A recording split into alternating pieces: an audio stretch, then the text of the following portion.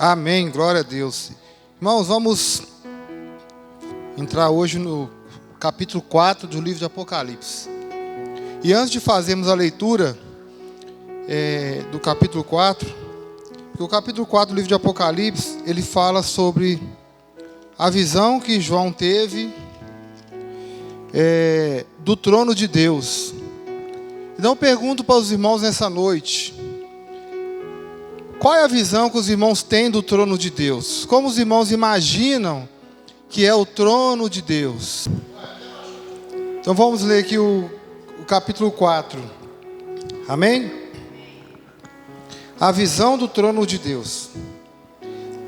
Depois dessas coisas, olhei e eis que havia uma porta aberta no céu.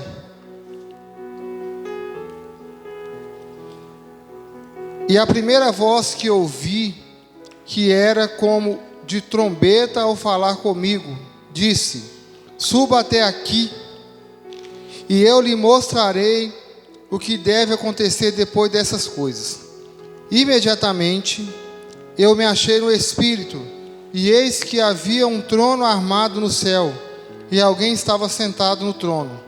E esse que estava sentado era semelhante no aspecto à pedra de jaspe e ao sardônio, e ao redor do trono havia um arco-íris semelhante no aspecto à esmeralda.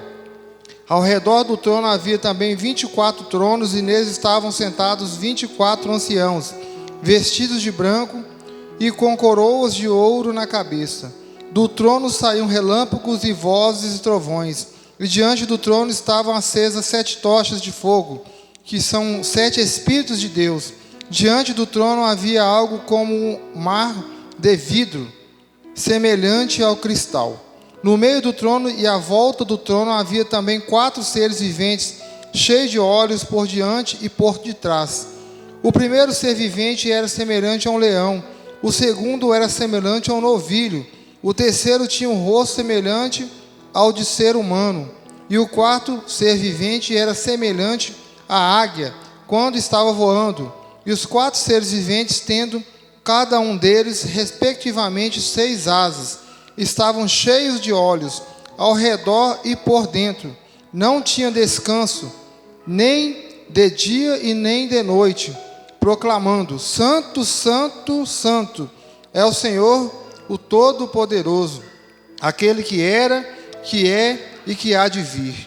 Sempre que esses seres viventes davam glória, honra e ações de graças ao que está sentado no trono, ao que vive para todo sempre, os 24 anciões prostravam diante daquele que está sentado no trono, adoravam o que vive para todo sempre, e depositavam as suas coroas diante do trono, proclamando: Tu és digno, Senhor, e Deus nosso, de receber a glória, a honra e o poder, porque criaste todas as coisas por tua vontade, elas vieram a existir e foram criadas. Amém? Pedir a irmã Marilda esteja levando a Deus uma palavra de oração.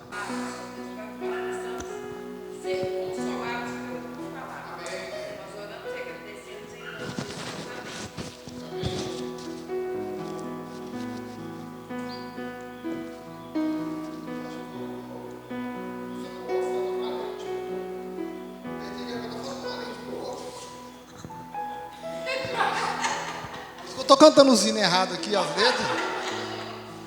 Vai. Vai, Peju.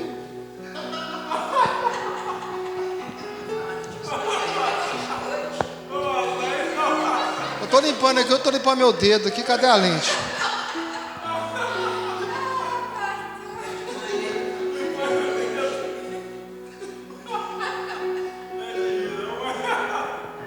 Desse jeito. Irmãos, nós vamos falar sobre o capítulo 4 de Apocalipse. Nós vamos estudar até o versículo 4 ou versículo 5, porque tem muita coisa a ser explicado aqui em cada versículo. Não dá para fazer o 4 todo, não. Apesar que são apenas 11 versículos. A visão do trono de Deus. Irmãos, de todas as visões no livro de Apocalipse, como nós estamos vendo aí desde o primeiro capítulo, essa visão que João tem aqui do trono de Deus se destaca né, devido à beleza, né, incomparável do trono de Deus, né? E o apóstolo João, ele procurava, né, em palavras, né, bem sim conhecidas, tentando nos mostrar como é o trono de Deus, a glória de Deus. E nós vamos ver que no decorrer desse texto que nós já lemos, ele faz comparações, o trono de Deus, a beleza como se fosse de pedras preciosas, né? Ele traz aqui características somente que há no trono de Deus, características que nós não vamos ver aqui na terra, né? Só quando nós estivermos lá na glória. Ô Bruno, abaixa um pouquinho o 3, só um pouquinho. Irmãos, quando João tem essa visão, né? Ele fala desses querubins, ele tem essa visão da glória, do valor, né? Ezequiel, ele tem essa mesma visão que João tem, né? A mesma visão, e nós vamos ver alguns versículos aqui, né, no livro de Ezequiel, que vai trazer para nós claramente aquilo que João viu, a visão que Ezequiel também teve no Antigo Testamento. Então vamos voltar aqui no versículo 1. Depois dessas coisas, olhei e eis que havia uma porta aberta no céu. Primeira palavra, as duas palavras aqui nós podemos destacar, é a porta aberta. E nós sabemos que a porta aberta para o céu é através do nosso Senhor Jesus. João capítulo 10, se irmãos puderem abrir, no versículo 9, ele vai falar, né, Jesus, ele é a porta aberta. Então, essa porta aberta que dá acesso, né, ao céu, e continua, né, aberta para todos aqueles que queiram entrar, né? Ninguém vai entrar no céu de qualquer maneira, né? Não é através de boas obras, né, de ajudar o próximo. Eu dou cesta básica, né? Eu ajudo o idoso ou um deficiente a atravessar a rua. Eu sou uma boa pessoa, amém. Todos nós temos que ser bons mesmo. Mas o acesso ao céu é através dessa porta. João 10, 9. Eu sou a porta. Se alguém entrar por mim, será salvo. Entrará, sairá e achará pastagem. Então Jesus, ele se coloca como essa porta. Então, como nós abrimos essa porta? Entregando a vida para o Senhor Jesus. Amém?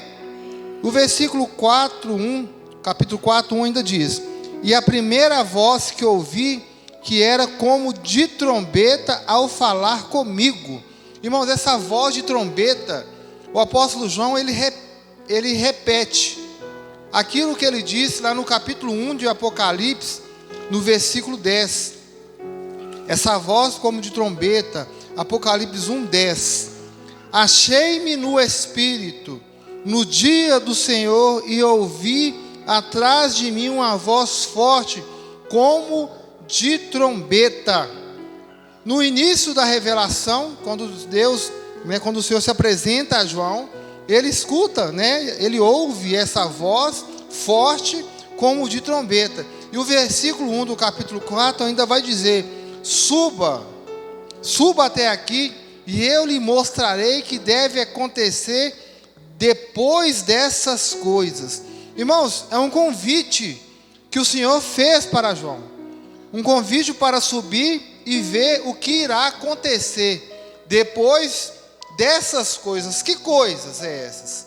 Quais são essas coisas que o Senhor convida a João para subir e ver? As coisas são a porta aberta e a voz como trombeta.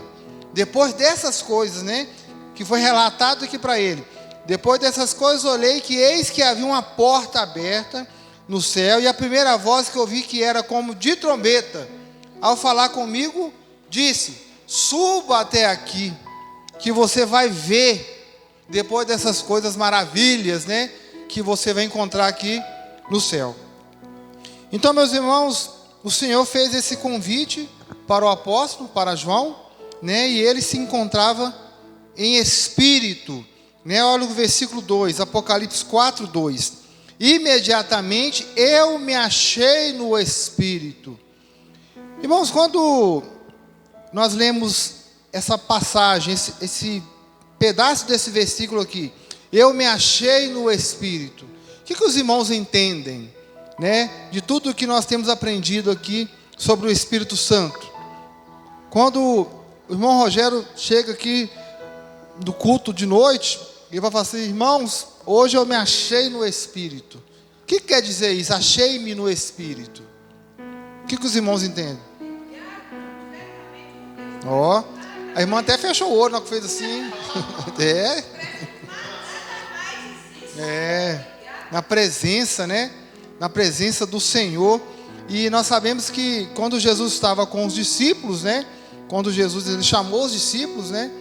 Eu vou fazer de vocês pescadores de homens. Então Jesus estava com eles ali. Jesus era o Espírito de Deus, representado através dele mesmo. Mas depois que ele foi, antes dele ser assunto aos céus, ele fala, né? Eu vou ir, mas eu vou enviar o Consolador, o Espírito da promessa, né? O Paráclitos. E isso acontece lá no livro de Atos, né? Quando desce o Espírito Santo. E eles passam a ser dominados, tomados pelo Espírito. E a partir deste momento, todos que entregam a sua vida para Jesus, recebem o dom do Espírito. E esse dom do Espírito é o próprio Espírito Santo nas nossas vidas, né? Lá em Efésios capítulo 1, versículo 13 e 14, fala: quando nós ouvimos e crermos, receberemos o Espírito Santo. Então João, ele era esse homem que estava dominado por esse Espírito, e ele fala aqui no versículo 2: imediatamente eu me achei no Espírito. E ainda fala: e eis que havia um trono armado no céu, e alguém estava sentado no trono. E este alguém que estava sentado no trono, quem que era? É o nosso Deus. Olha o que diz aqui o versículo 3, ó. E esse que estava sentado era semelhante no aspecto à pedra de jaspe, ao sardônio, e ao redor do trono havia um arco-íris, semelhante ao aspecto à esmeralda. João estava contemplando aqui Deus em seu trono celestial. E ele faz uma comparação maravilhosa desse trono de Deus e Deus assentado, né? Uma beleza semelhante a pedras preciosas. E ele cita aqui 3 pedras, né? O jaspe, o sardônio e a esmeralda, né? Eu não lembro como é que é a cor da esmeralda, mas o jaspe é verde, né? O jaspe é vermelhinho, né? Mas também pode variar como amarela. E o sardônio, né, também é uma pedra porosa, né? De tijolo, cor de tijolo já avermelhada. Mas ele faz essa comparação dessas pedras porque é preciosas, né? E o trono de Deus, a graça de Deus, né, é preciosa, é maravilhosa. Então ele olha para o Senhor, contempla o Senhor, o nosso Deus, em seu trono celestial, né? Ele fala aqui também de arco-íris, né? Esse arco-íris, olha só, era um reflexo da glória de Deus. Ezequiel, se os irmãos puderem abrir, Ezequiel capítulo 1, versículo 28. Quem encontrar pode ler. Ezequiel capítulo 1, versículo 28, fala que o arco, né, ele reflete o resplendor, né, da glória do Senhor. A mesma fala, né, que o nosso apóstolo João diz. Ezequiel capítulo 1, 28. Ezequiel 1, 28.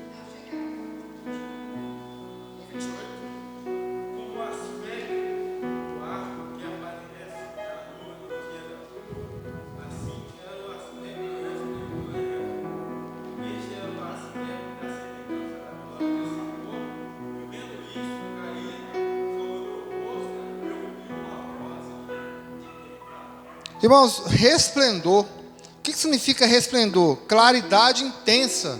Então o Rogério leu ali com o aspecto do arco que aparece numa nuvem em dia de chuva. Assim era o resplendor em redor. Esta era a aparência da glória do Senhor.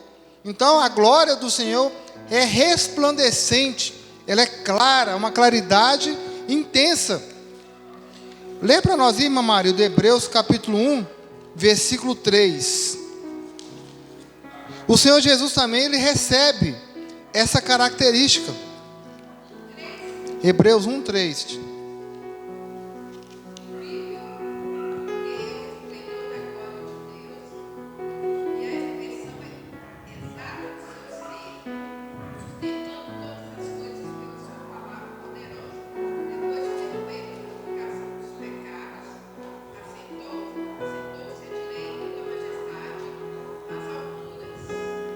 Irmãos, pode ler o 4.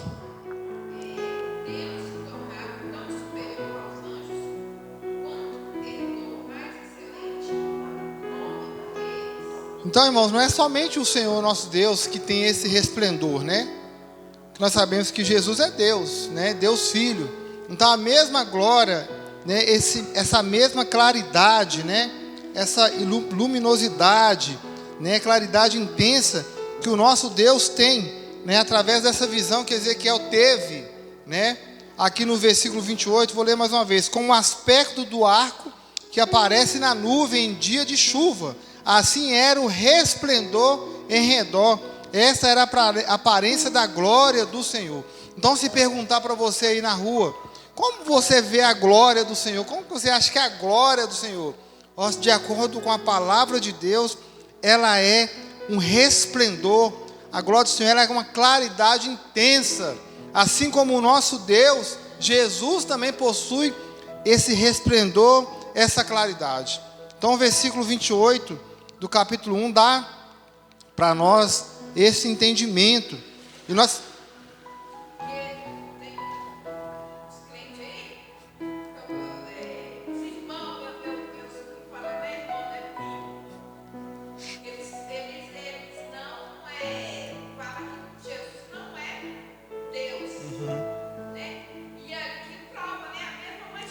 É a mesma.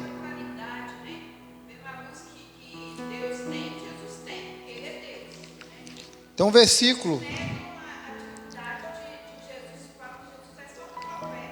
É um profeta. É o que diz os gnósticos, né? Eles também tiram, né?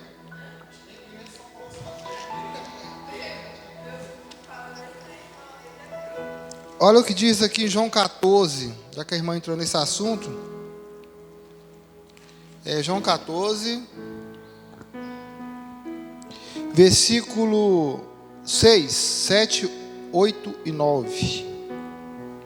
João 14, do versículo 6 ao 9. Esses versículos aqui mostram, para provar para aqueles primos, né?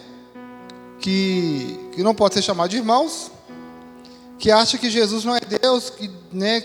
Então, aqui, quando Filipe perguntou para Jesus, né? Vamos lá, os 6. Jesus respondeu: eu sou o caminho, a verdade e a vida, ninguém vem ao Pai, senão por mim. Se vocês me conheceram, conhecerão também meu Pai, e desde agora vocês os conhecem e têm visto. Filipe disse a Jesus: Senhor, mostra-nos o Pai, e isso nos basta. Jesus respondeu: há tanto tempo estou com vocês, e você ainda não me conhece? Como se diz, há tanto tempo estou com vocês, vocês não veem a glória, né? O brilho intenso que há em mim, né? Como nós vimos aqui, né, no versículo 28, fala, né, como o aspecto do arco aparece na nuvem no dia de chuva, assim era o resplendor em redor. Essa era a aparência da glória do Senhor. Então você não está vendo a glória de Deus em mim, resplandecendo? Aí o versículo 8, Filipe diz: Senhor, mostra-nos o Pai e nos basta. Aí Jesus fala no 9: há tanto tempo estou com vocês, Filipe, e você ainda não me conhece? Quem vê a mim, vê o Pai. Como é que você diz, mostra-nos o Pai? Então, irmãos, quando existe duas palavras parecidas na Bíblia, na verdade, uma não está escrita na Bíblia, mas nós falamos para entender, né, essa trindade de Deus, né? A palavra trindade, ela não está na Bíblia, mas ela é representada através das três pessoas, né? Deus, Jesus e Espírito Santo. Mas tem a palavra triunidade. A palavra triunidade é a harmonia, existente entre os três, entre Deus, Jesus e o Espírito Santo. Então nós vemos os três juntos no batismo de Jesus, né, que é a prova assim que nós temos mais clara ali, onde os três estão ali juntos, a voz, né, de Deus, o Espírito Santo através de uma pomba e o próprio Jesus sendo batizado.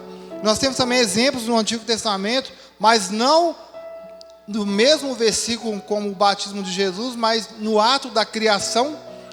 Nós lemos lá Gênesis 1:27, façamos o homem à nossa imagem e semelhança. Aí quando nós lemos façamos o homem, nós vamos ver ali que é um plural. Aí no concílio pergunta muito, mas nesse plural aí não pode ser um anjo? Anjo não criou?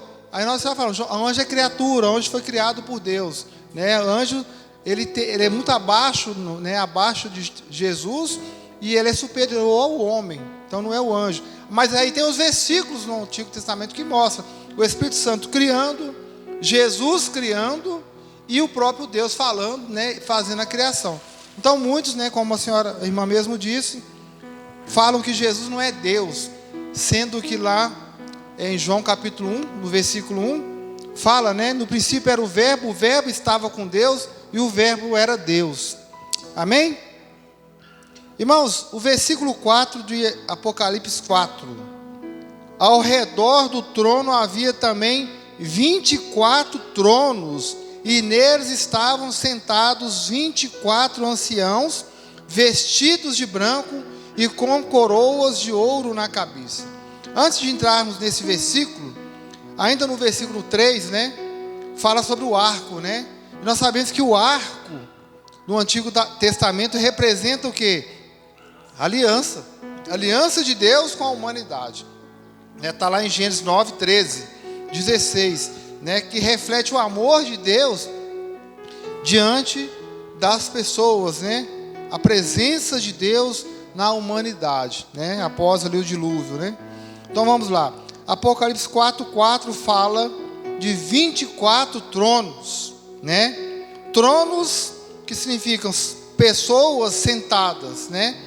E o próprio Senhor Jesus, no Apocalipse 3:21, ele fala: ao vencedor dar-lhe-ei sentar comigo no meu trono, assim como também eu venci e me sentei com meu Pai no seu trono.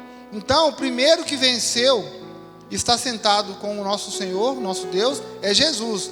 E aos vencedores, ele dá essa oportunidade, né? Ele dá esse prêmio, né? De sentar com ele no trono, né? Irmãos, 24, né? Quando diz aqui no versículo, é um número representativo quanto à humanidade, né? Nós sabemos que nós vamos ter muitas pessoas lá no céu.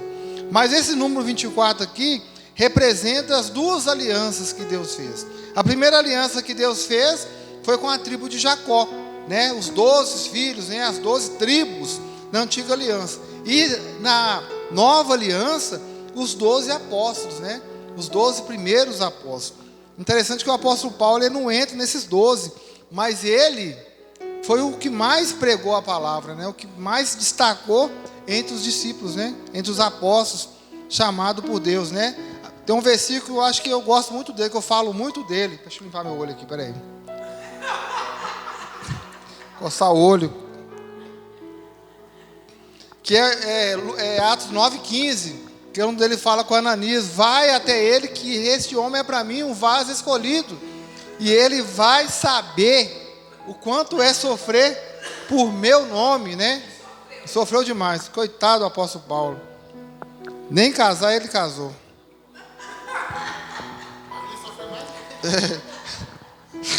É difícil.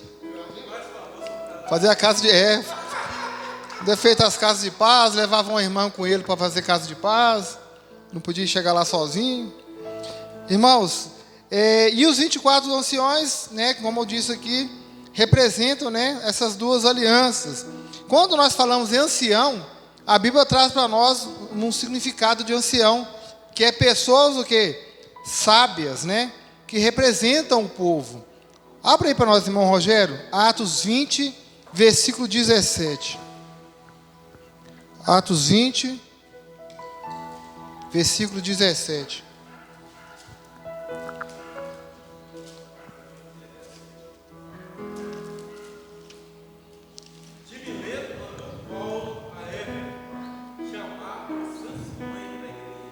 anciãos da igreja, os homens sábios, né, que representam o povo, né, dentro da divisão, né, nós temos aí pastores, presbíteros, temos anciãos, né, dependendo da denominação, né, uns chamam de presbíteros, né, que é o mesmo que pastor, mas tem denominações que o presbítero está abaixo do pastor, mas ele lidera a igreja, né, ele é consagrado.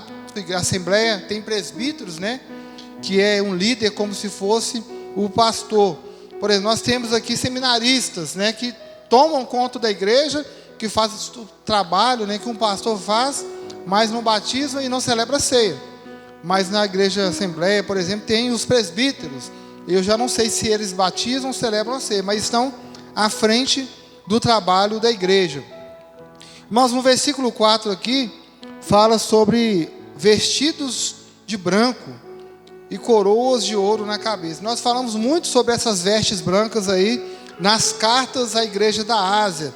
As vestes brancas, né, é uma recompensa ao vencedor, né, aquele que suportou, aquele que enfrentou todas as lutas e foi vencedor, né? Apocalipse 3, nós podemos ler no versículo 5, fala, né? Ao vencedor será assim vestido de branco, e de modo nenhum apagarei o seu nome do livro da vida. Então, essas vestes brancas representam atos de justiça. Apocalipse capítulo 19, versículo 8 e 9. Apocalipse capítulo 19, versículo 8 e 9. Diz assim: a ela foi permitido vestir-se de linho finíssimo, resplandecente e puro, porque o linho finíssimo são atos de justiça dos santos. Então são os nossos trabalhos, né? Aquilo que nós fazemos em prol da obra do Senhor. Ainda fala de coroas, né? O versículo 4, né? Fala que, e com coroas de ouro na cabeça. Outra recompensa prometida pelo nosso Senhor Jesus. Apocalipse 2:10. Na igreja de Esmirna, quem lembra da igreja de Esmirna? A igreja de Esmirna, Jesus falou: ser fiel até a morte, dar-te-ei a coroa da vida. Não sei se os irmãos vão lembrar, tem um estudo da Casa de Paz que fala sobre as coroas, né? Tem um estudo, nós já passamos por esse estudo. Eu acho, não sei se foi o último ou penúltimo, que fala sobre as coroas, né? Vários tipos de coroas que o servo de Deus recebe. E Jesus, naquela cruz, ele recebeu uma coroa de espinho, né? Um sofrimento, né? Aquela coroa cortando, ferindo ali a sua cabeça. Mas aquela morte, aquele sofrimento de Jesus foi para que nós pudéssemos receber a coroa da vida. Amém? E por último aqui o versículo 5. Do trono saíam relâmpagos e vozes e trovões. E diante do trono estavam acesas 7 tochas de fogo, que são os 7 Espíritos de Deus. Irmãos, a irmã Marilda chegou a comentar, não sei se foi quinta-feira, que o livro de Apocalipse para nós está tranquilo, né? Isso aí nós entendemos como vai ser. Foi terça. Mas a nossa preocupação é aqueles que ainda estão longe da presença de Deus, né? Porque não entendem o livro de Apocalipse, né? E não entendem as maravilhas que vai ser, né, lá no céu. Então as nossas orações hoje são para essas pessoas, né? Casa de Paz, e para a nossa família, né? Para que o Senhor possa tocar a coração desses irmãos, desses amigos, dos parentes, para que possam conhecer a Jesus, né? Entregar sua vida para Jesus. O versículo 5, né, fala sobre relâmpagos, vozes e trovões, né? Relâmpagos, vozes e trovões. Irmãos, quando nós estamos aí em casa, está chovendo muito forte, e está vindo aquela tempestade, né? e começa a vir trovões, relâmpagos, as crianças principalmente, elas ficam com medo, né? Ficam assustadas, né? E aqui, os relâmpagos, as vozes e trovões representam a ira de Deus e o seu poder, né? A voz do Senhor, né? O brilho, o calor, a energia e rapidez em executar o seu juízo, né? Que nós sabemos que vai ter, né, o juízo, a condenação, né, para aqueles que não se converteram, para os pecadores, aqueles que, né, apostataram da fé, né? E mais também vai ter a ascensão, né? Vai ter o arrebatamento da igreja. Então essas vozes, relâmpagos, né, e trovões representam aqui o poder, né, do Senhor em executar o seu juízo, né? Do trono sai relâmpagos, vozes e trovões. As vozes, irmãos, são as sentenças, né, que vão sair do Senhor, do julgamento final. Assim, dona Geralda, estou vendo a senhora passar aí. Do julgamento final, assim como o Senhor se manifesta diante do seu povo, né, a voz para julgar, para dar a sentença, como aconteceu lá no Monte Sinai, né, as vozes do Senhor trazendo ali o julgamento. Olha o que diz lá em Êxodo, sobre vozes, né, sobre a sentença. Êxodo capítulo 19. Êxodo capítulo 19, versículo 16 ao versículo 19. Êxodo 19, 16. Ao amanhecer do terceiro dia, houve trovões e relâmpagos. Uma pessoa, ó, aí tá vendo? Falta da lente. Uma espessa nuvem cobriu o monte e ouviu-se um forte som de trombeta, de maneira que todo o povo que estava no arraial tremeu de medo. Moisés levou o povo para fora do arraial, ao encontro de Deus, e puseram-se ao pé do monte. Todo o monte Sinai fumegava, porque o Senhor havia descido sobre ele em fogo. A fumaça subia como fumaça de uma fornalha, e todo o monte tremia com violência. E o som da trombeta ia aumentando cada vez mais. Moisés falava, e Deus lhe respondia no trovão. Então já aconteceu, né?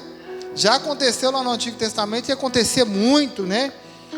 O povo desobedecia, o povo não escutava, o povo esquecia de tudo que Deus havia feito, né? O povo esquece muito fácil, né? E o Senhor vinha com a sentença, né? Através dos relâmpagos.